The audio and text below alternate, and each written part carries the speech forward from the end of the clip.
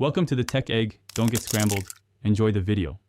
In this video, I will explain how to set cruise control on your Cadillac ATS. First, locate the cruise control buttons, typically found on the left side of your steering wheel. You'll see buttons for on/off, set, resume, and cancel. Remember, cruise control only works when your vehicle is traveling above 25 miles per hour. Familiarize yourself with these controls before you begin your journey. Once you're on the open road and driving above 25 miles per hour, press the on/off button to turn on the cruise control system. You should see an indicator light on your dashboard. Next, accelerate to the speed you wish to maintain. When you reach that desired speed, simply press the set button. Your Cadillac ATS will now hold that speed automatically, allowing you to relax your foot.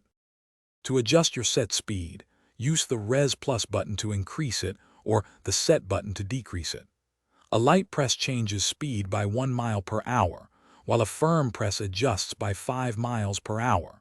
If you need to temporarily disengage cruise control, press the Cancel button.